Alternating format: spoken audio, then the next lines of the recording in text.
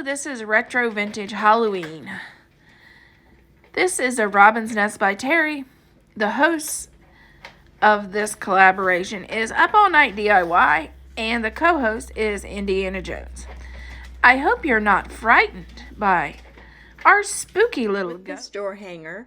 I first base coated it with the Waverly gray paint, and then using a 2-inch brush with a little bit of the white, about halfway on the brush, about an inch, I started adding highlights. You're going to want to be careful.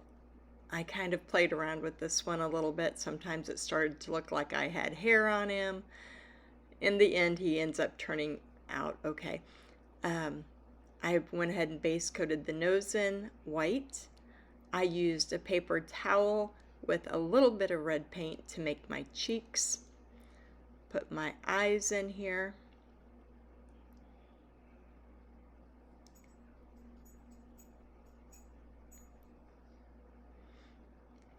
And you can see, you can really play around with this white highlighting and see how you like it. I didn't want it to look like it was full of hair. I used the 30/0 Master's Touch liner brush to form my mouth. Went back in and shaded or filled it all in.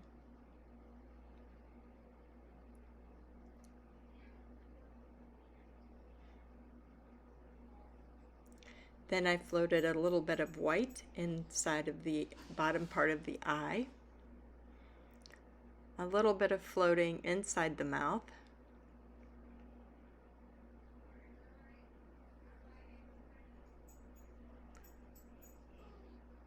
I went back. I did add a little bit more of the white. On top of the white in the eye, I floated some green. Using the same liner brush, I put these little lines in the green part of the eye, added lines at the bottom of the eyes, added eyebrows. With the bottom of my paintbrush, I added in the spots on his eyes, and then I decided he needed a spider web. So using the same liner brush, the 30/0, I put in a cobweb on this side, and even a smaller one on the other side. You can make your spider web as big as you would like.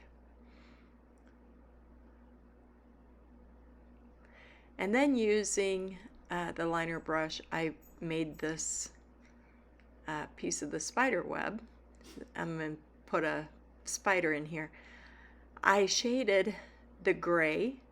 I just put in my own you can follow along with your graphite line to shade out my arm.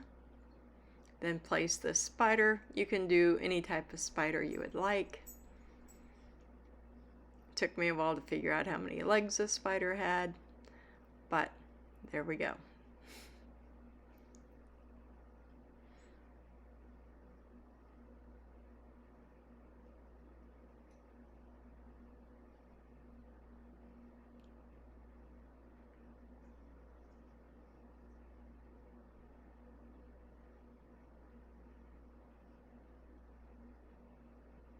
Okay, then I added some highlights to the center of the spider's body on the head and on the body.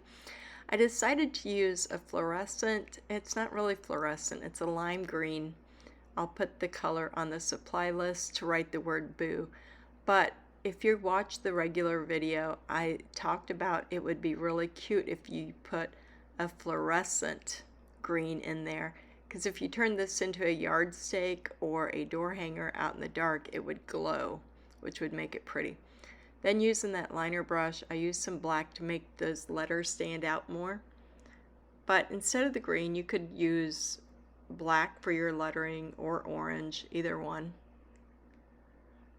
When you're done with this, you just seal it with a clear outdoor sealer and add a hanger or a stake to the back. I also, it looks like I added some white highlight lines. And there he's done. He turned out really cute. Oh, I guess I shaded along the bottom as well.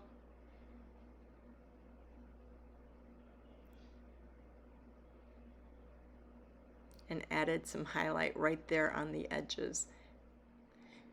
This is a cute Halloween ghost design that is offered inside of my painting group, Painting for Profits, where you receive 4 or more painting tutorials per month. Follow my page for more information.